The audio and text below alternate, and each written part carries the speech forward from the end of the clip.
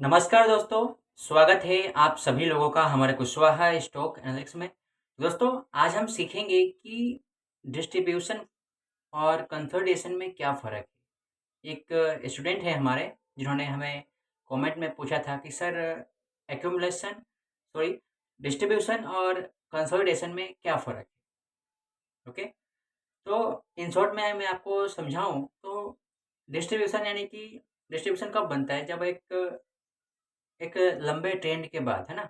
एक extended trend के बाद जब प्राइस वहाँ पे रेस्ट करती है और जहाँ पे रेजिस्टेंस होता है और वहाँ पे स्मार्ट मनी जो है, जिन्होंने जिन्होंने शुरुआत से अपना पोजीशन ओपन करके रखा है, वो लोग वहाँ पे प्रॉफिट बुकिंग करते हैं और वहाँ पे प्राइस जो है कंसोलिडेशन ज़ोन में, यानी कि प्राइस जो है वहाँ पे एक साइडवेज ज़ोन में चली जाती है।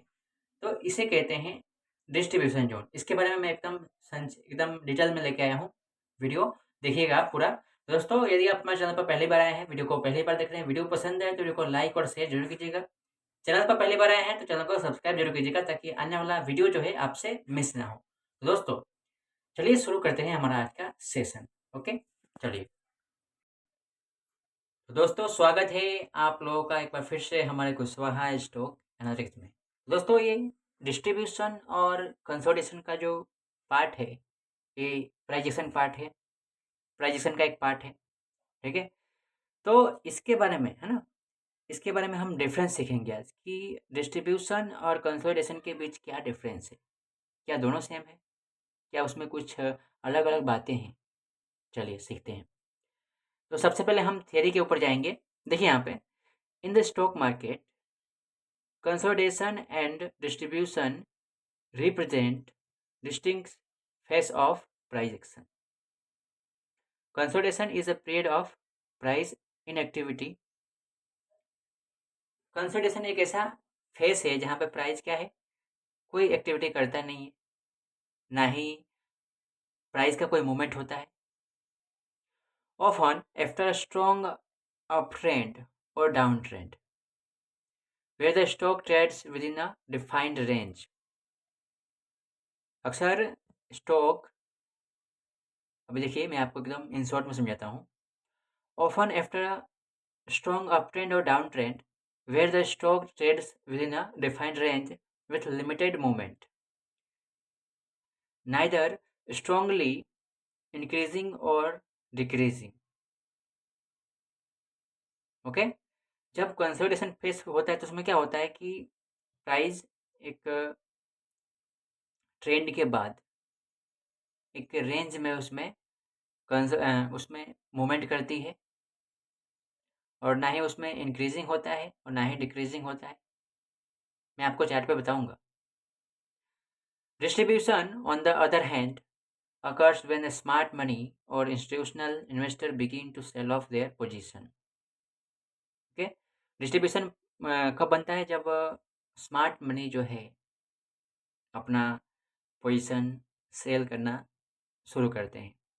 Often after a prolonged up trend signalling a potential shift in market direction. अब ऐसा होता कब है?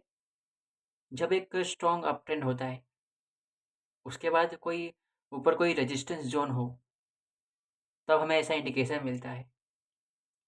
तो यहाँ पे डेफिनेशन सीखते हैं कि कंसोलिडेशन का डेफिनेशन क्या है। यहाँ पे देखिए, a period of sideways movement where the price fluctuates within a defined range, typically after a significant move up और डाउन। देखिए, कंसोलिडेशन का एक सिंपल सा मतलब मैं आपको बताऊं कि एक डिफाइंड रेंज, जैसे हम जब भी चार्ट को देखते हैं तो हम जैसे कि मार्केट यहाँ से ऊपर गई और वहाँ से नीचे आ रही है, ऊपर गई नीचे आई। जब 2 बार ऐसा होता है तो हम उसको एक रेजिस्टेंस ज़ोन के रूप में मार्क कर देते हैं और नीचे हम सपोर्ट ज़ोन के रूप में मार्क कर देते हैं। तो उसी 2 रेंज में प्राइस फ्लक्चुएट करे, है ना? उतार-चढ़ाव हो उसमें। ऐसा कब होता है? या तो अप ट्रेंडिंग मार्केट होने के बाद होता है या फिर डाउन ट्रेंडिंग मार्केट होने के बाद होता है। तो इसे कहते हैं कंसोलिडेशन।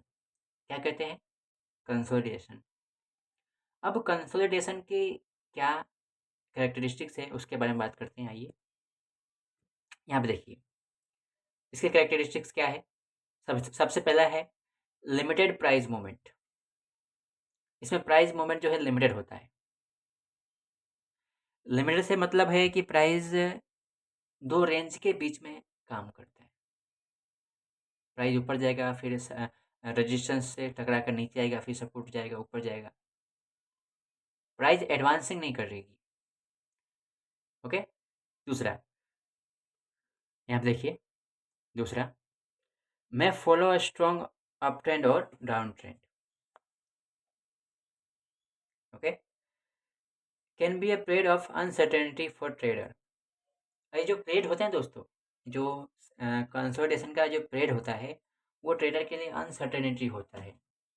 उसमें कोई निश्चित नहीं होता है कि वो ब्रेकआउट नीचे की तरफ होगा, कि ब्रेकआउट ऊपर की तरफ होगा, या फिर वो कंसोलिडेशन जोन है वो कितने दिनों तक होगा। समझिए बात को, ध्यान से देखिएगा वीडियो को, बहुत काम का है। तो इसका पर्पज़ क्या है वो भी देखते हैं। To allow the price to rest and potentially prepare for a future breakout either up और डाउन। अब यहाँ पे प्राइस क्या करता है कि रेस्ट करता है। रेस्ट करता है और रेस्ट करने के बाद प्रिपेयर करता है, अपने आप को तैयार करता है इन फ्यूचर में ब्रेकआउट होने के लिए, या तो ऊपर की तरफ या तो नीचे की तरफ। जैसे कि मैं आपको एग्जांपल के तौर पर समझाऊं कि एक एक रेसलर हैं, ओके, और वो जो है रनिंग का काम करते हैं, राइट। उन्होंने 200 मीटर का रनिंग जो है उन्होंने किया, बहुत तेज़ में किया। तो उन्हें और 300 मीटर दौड़ना है, तो क्या करेंगे, वहाँ पे थोड़ा-सा रेस्ट लेंगे। उसी प्रकार अब जब वो रेस्ट लेंगे तो उनके अंदर थोड़ा-सा एनर्जी जो है प्रिपेयर होगा। उसी प्रकार प्राइज़ में होता है। प्राइज़ एक की लाइन में एकदम सलंग लाइन में नहीं चलती। प्राइज़ रैली बेस, है ना? ड्रॉप बेस इस प्रकार से बना के चलती है। एग्ज़ाम्पल के तौर पर अब मैं आपको समझाऊँ तो यहाँ पे देखिए, स्टॉक ट्रेडिंग बिटवीन $50, देखिए यहाँ पे $15 है और $17 for a prolonged period after a strongly rally. Okay. एक स्ट्रॉन्ग रैली के बाद जो है एक स्टॉक है जो $15 से $17 के बीच में ट्रेड कर रहा है ना, कंसोलिडेशन कर रहा है, वहाँ पे रेस्ट कर रहा है, ऐसा कहेंगे। तो ये तो हो गया कंसोलिडेशन का परिभाषा, है ना। उसके कैरेक्टरिस्टिक्स क्या होते हैं और वो हमें क्या इंडिकेट करते हैं। अब आइए सीखते हैं डिस्ट्रीब्यूशन। डिस्ट्रीब्यूशन क्या होता है। A phase where large institutional investors और स्मार्ट मनी से मतलब है जो बड़े कैपिटल वाले हैं, 1,000 2,000 करोड़, 300 करोड़, 500 करोड़, ये इतने में लोग काम करते हैं, इन्हें बोलते हैं smart money. begins to sell off their position often after a prolonged uptrend। अब ये जो स्मार्ट मनी है दोस्तों, एक वो लोग क्या करते हैं दोस्तों, वो मार्केट में जो है वो मार्केट मेकर होते हैं। ओके। तो मार्केट में एंटर होते हैं, एंटर होने के बाद वो जब मार्केट एक प्रोलॉन्ग्ड यानी कि एक एक्सटेंडेड ट्रेंड हो जाता है ना, एक्सटेंडेड मूव मार्केट दे देता है, उसके बाद वो अपना पोजीशन जो है रेजिस्टेंस जोन के पास जो है सेल करते हैं। ओके। तो कभी खरीदेंगे फिर बेचेंगे, खरीदेंगे बेचेंगे। जो स्मार्ट मनी होते हैं वो बड़े कैपिटल वाले होते हैं, वह चाहकर भी एक बार में कोई स्टॉक नहीं बेच सकते क्योंकि उनके पास क्वांटिटी ज़्यादा होती है। समझिए, थोड़ा बेचेंगे, फिर थोड़ा रिटेल ट्रेडर को वहाँ से ट्रैप करेंगे। इस प्रकार से वो अपना पोजीशन जो है दूसरे को चिपकाते हैं, चिपकाऊ आंदोलन। ओके। तो signaling a potential shift in market direction from buyers to sellers. अब वहाँ पे हमें एक सिग्नल मिलता है कि मार्केट जो है शिफ्ट होने वाला है। जहाँ पे बायर्स का प्रभाव ज़्यादा था, वहाँ से सेलिंग का प्रभाव धीरे-धीरे दिखाई देने लगता है। ओके? आइए चलते हैं डिस्ट्रीब्यूशन का थोड़ा-सा और जानकारी लेते हैं। तो इसकी डिस्ट्रीब्यूशन की कैरेक्टरिस्टिक्स की बात करूँ तो sellers take control of the market. अब यहाँ पे क्या होता है कि जब भी डिस्ट्रीब्यूशन आता है तो यहाँ पे सेलर्स जो है मार्केट को कंट्रोल में ले लेते हैं। यानी कि अब सेलर की बारी, बायर तो खेल लिए, सेलर की बारी, बेचने वाले की बारी। सीधी सी बात है, मार्केट गिर रहा है एकदम, तो थोड़ी वहाँ पे खरीदने जाओगे, बेचोगे ही ना।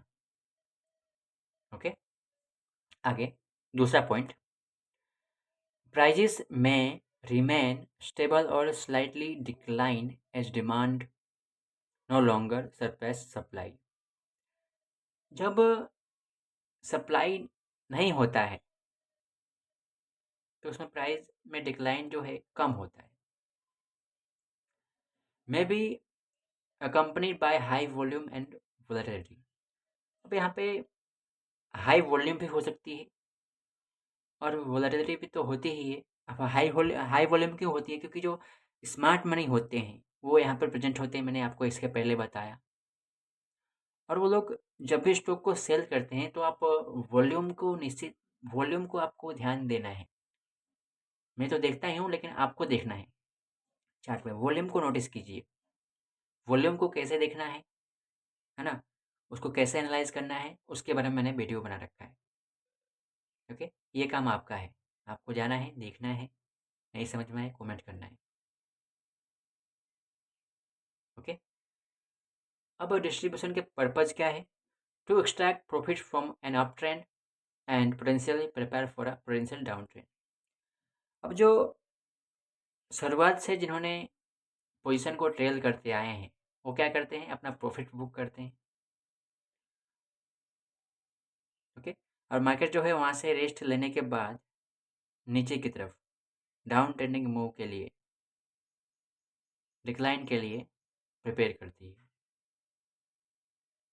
इसके एग्जाम्पल की बात करूँ तो a stock that has seen a strong rally but then begins to trade sideways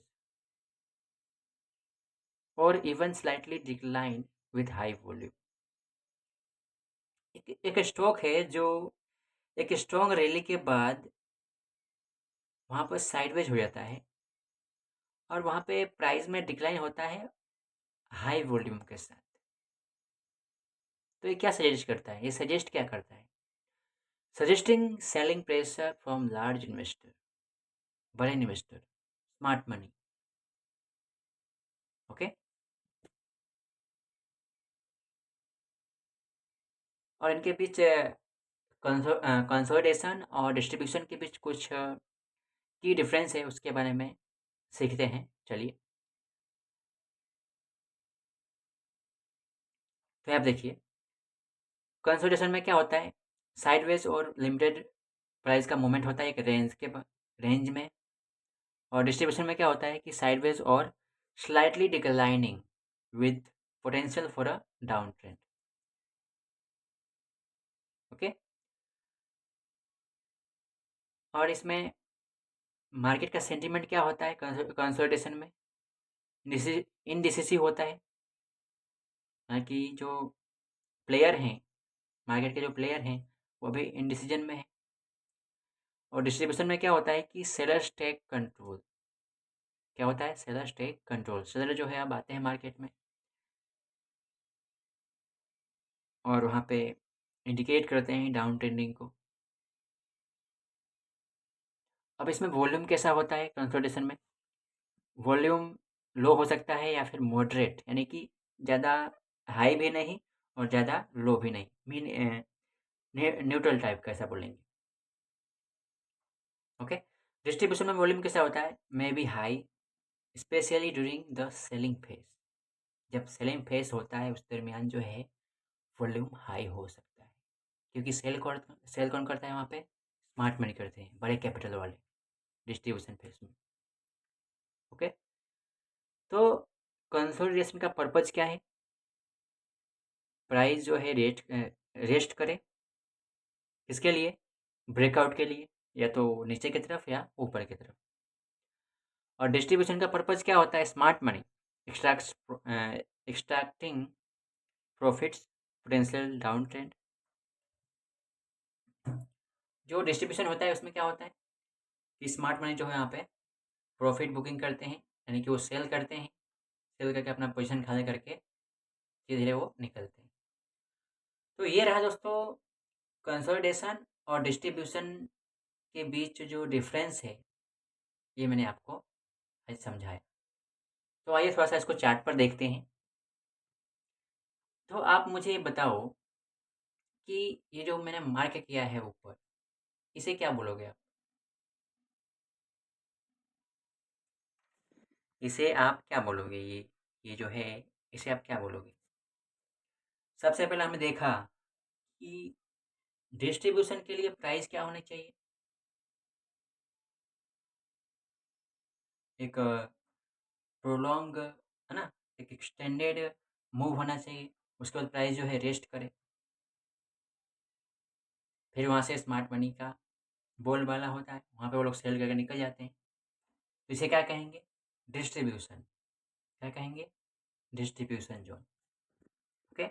इसे कंसोलिडेशन नहीं कहेंगे क्योंकि देखिए इसके पहले प्राइस ने मूवमेंट दिया है यहाँ पे। आइए और देखते हैं। ये देखिए, एक स्ट्रॉन्ग अप ट्रेंड है। एक स्ट्रॉन्ग अप ट्रेंड है। उसके बाद प्राइस जो है रेजिस्टेंस के पास आकर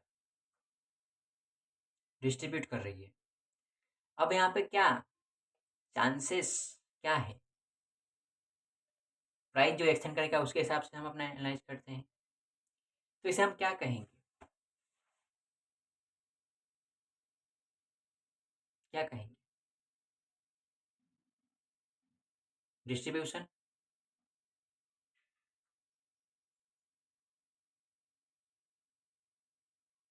ओके, आइए और देखिए। अब यहाँ पे देखिए प्राइस ट्रेंड में है और प्राइस यहाँ पे एक रेस्ट ले रही है। इसे कहेंगे कंसोलिडेशन।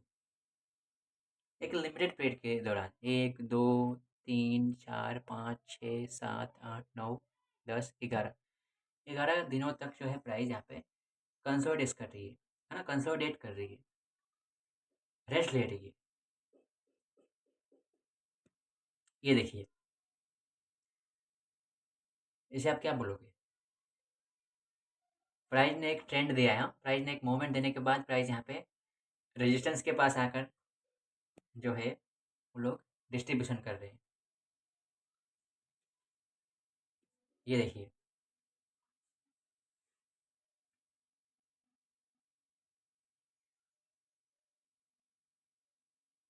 प्राइस एक मोमेंट देने के बाद रेजिस्टेंस के पास आकर जो है प्राइस क्या कर रही है? डिस्ट्रीब्यूशन कर रही है।